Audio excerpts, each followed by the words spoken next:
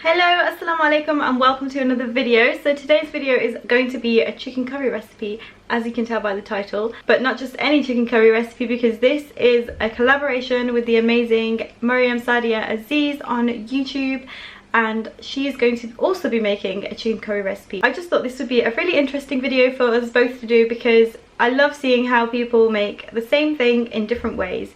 So yeah, this is what we are doing. Mariam Sadia Aziz is an amazing YouTuber. She is a mum of two lovely little girls, mashallah, they're so cute.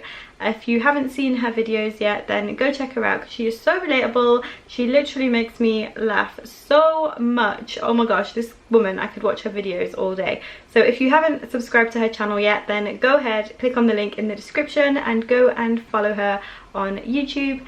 And yes, let's get into this recipe video. So the first thing you want to do is chop up your chicken. So I've just cut mine into cubes and they look like this, literally just into bite-sized pieces. So that's all ready to go into the curry. The next thing you want to do is sort your onions out. So I have got 2 onions which are about this size. They're just medium-sized onions, they're not too small, so I'm going to be using 2 of these medium-sized onions. If you're using smaller ones, use about 4. If you're using a big one, then you just use 1. Like if it's like double the size of this, then just use 1. So I'm going to be using 2 because mine are this size. To do my onions, I like to cut the top and the bottom off, and then the peel will just come off like that really easily.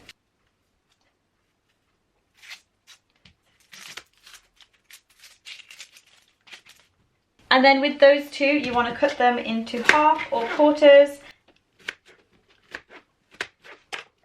And then I'm going to stick it into my Ninja mini chopper, which by the way is back in stock. So I'll leave the link to that in the description. It is an affiliate link, so if you do buy it, I get a tiny percentage of that. But I just thought I'd let you know. But you can do this without it. You can just cut it into small pieces or really thin slices. So I'm just going to put them in there and then blend these up. This is so easy to use, by the way. You just put them in there, put the lid on, and then put this thing on.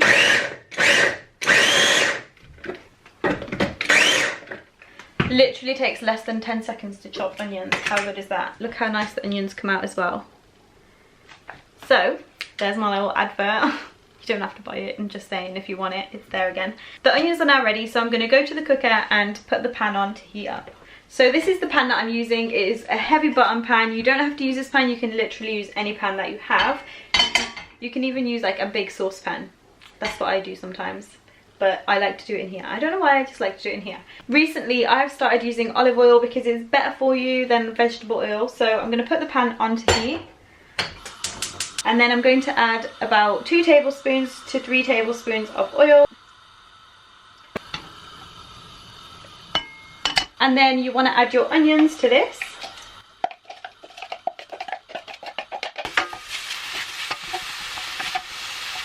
So while the onions are cooking, you want to make sure you keep stirring them, because you don't want them to stick and burn. So you just want to keep stirring them as you're doing the rest of the steps, which I'm going to show you.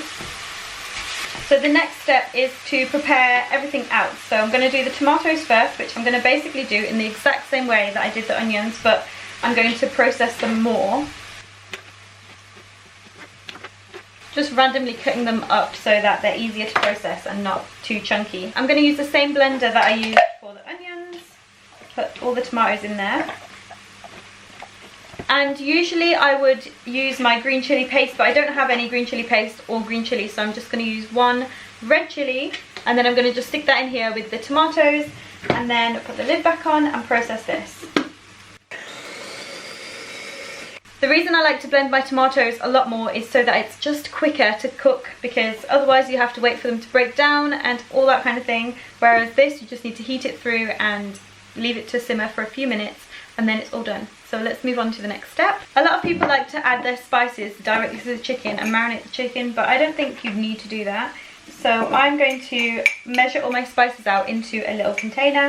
So we're going to use 1/4 teaspoon of turmeric, haldi. We're going to use a teaspoon of coriander powder and also a teaspoon of cumin powder.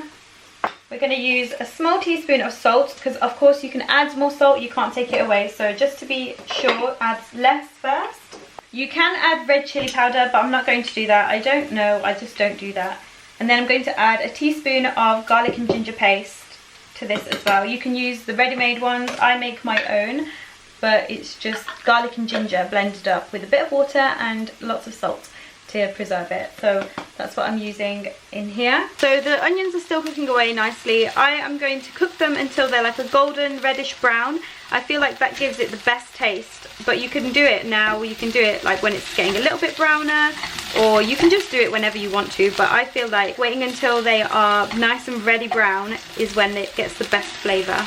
And you want to keep stirring because, as you can see, there's a lot of brown spots on the bottom of the pan, but you want them to be cooked evenly, so just keep stirring them. So as you can see, they've become lovely and brown, so I'm going to add the spices. And you want to cook the spices for about a minute, 30 seconds to a minute before adding the chicken.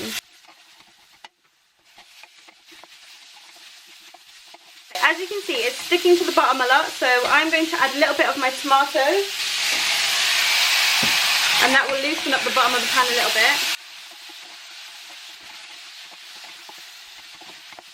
Once the chicken is cooked on the outside, you want to add the rest of your tomato, and I just added about half a cup of water to this. I'm going to add that, and then give it a good stir.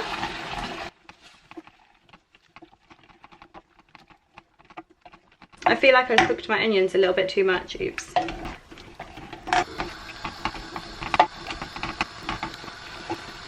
You just want to keep stirring this until it starts to bubble, and then you want to add a little bit more water. So I'm just going to add a bit more, about half a cup more.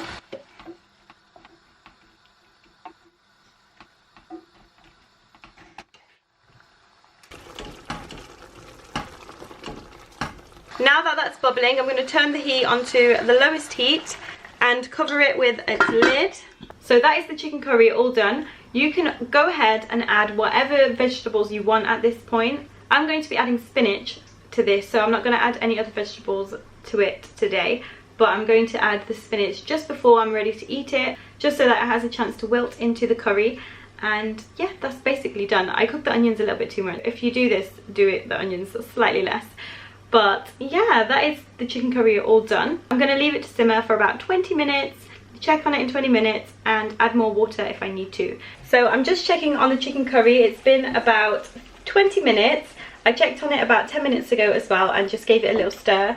It's completely fine water wise. I moved it over to this small heat because I was just running around doing things. I didn't want it to cook too much. So this looks amazing. The chicken is nicely cooked. So now I'm going to be adding my spinach to this. I actually have frozen spinach, so I'm just going to pour in as much as I want in there. You don't have to add loads, you can add a little bit, or you can add just as much as you want really. So I'm going to add that much first, give that a stir so it all melts into it nicely, and then I might add a bit more in a minute. So this is what it looks like now I've added the spinach. It looks so yummy, I can't wait to eat this. So yeah, that's all done. I'm going to leave that to simmer for a few minutes so that the spinach has a chance to cook a little bit, and I'm also going to put some coriander in this, so let's go get some coriander from the garden. So I've got my coriander and it came with a few random pieces, so I'm just going to pick out all the random pieces and just get the coriander ready to wash.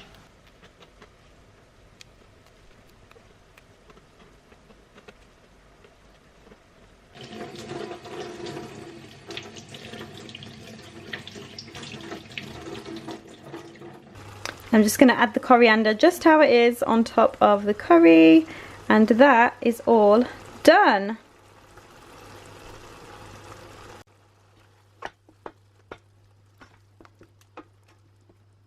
So my chicken curry is now done. I'm going to just leave it on the hob until we're ready to eat. I'm going to actually make some naan breads now.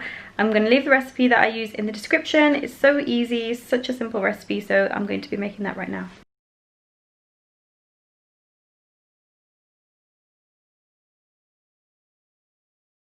But anyway, that is going to be the end of this video. If you guys haven't clicked on the link in the description yet, then click on the link and go and follow Mariam Sadia Aziz to see how she made her chicken curry recipe. I can't wait to see it, to see how she made hers. But that is going to be the end of this video. I hope you enjoyed it, and I will see you in my next video. Assalamu alaikum. Bye.